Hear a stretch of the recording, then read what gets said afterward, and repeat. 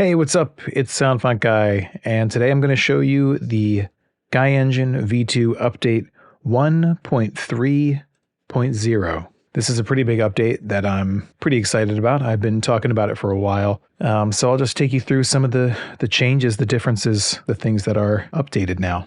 So first things first, everything is now separated into tabs. You've got your Timbres, your sampler, effects, arpeggiator, and general tab.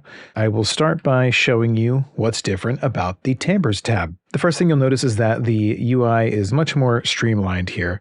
It's a lot more readable.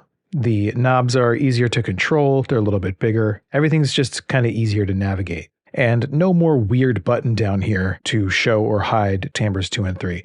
They are now always visible, and they're using an amount of real estate that I think is a lot more user-friendly. The next thing, and probably the coolest thing, is thanks to my brilliant software engineer, AmbidextrousMoose, we can now mix and match factory and expansion content in the timbres. The dropdown used to be up here, but now there are 3 dropdowns, and there's one for each timbre. So let's see.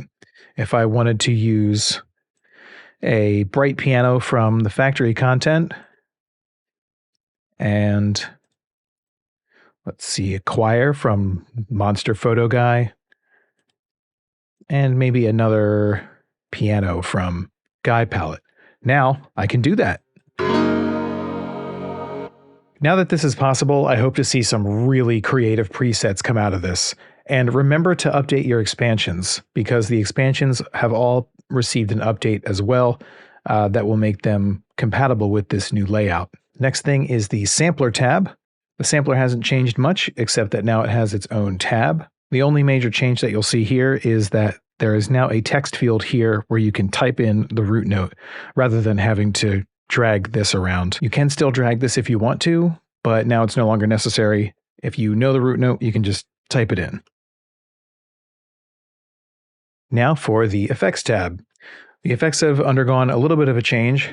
Each effect now has a send control for each timbre and the sampler respectively. So if, for example, you want timbre 1 to have reverb, but not the others, you can do so. There's now a width knob for stereo width. There are now these dry knobs, which are just for the dry signal. So if you wanted to, for example, have something be 100% sopping wet with reverb, you would just turn the send up, turn this mix up too probably, and then you could turn this dry signal down.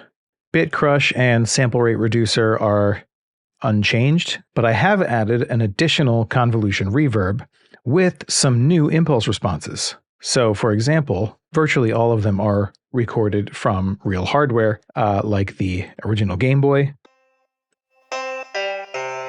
If you wanted your music to sound like it was coming out of a Game Boy speaker, you can do that. Or if you want it to sound like it's coming out of a CRT.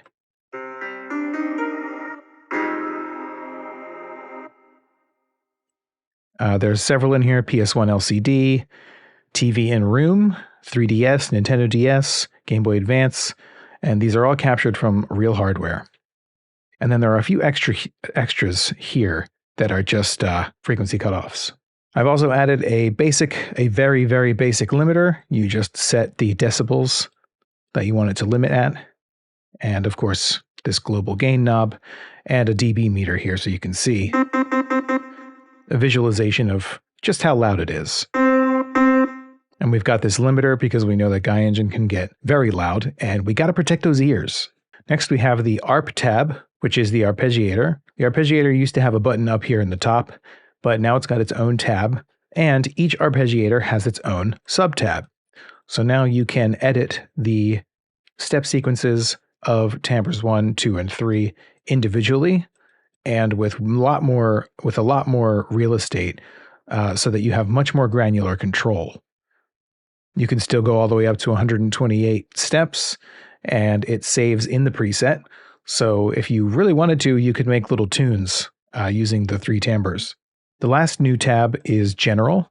This is just basic information: name of the plugin, version number, what it was built with, when it was built, a bunch of credits for people that helped with the plugin. Some nice big ego stuff here. Sound font guy in giant words, and Ultima DSP, the name of the company.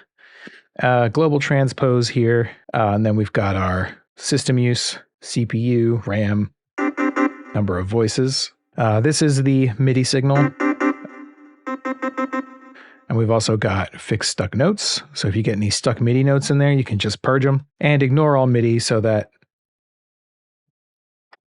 you get nothing at all, just in case. One last thing in the Timbres tab that I forgot to mention is the new voice limit function. You can actually change the voice limit to whatever you want for each timbre with a maximum of 256. The last new thing that I want to point out that you maybe have been noticing is these buttons up here. Well, these change the background.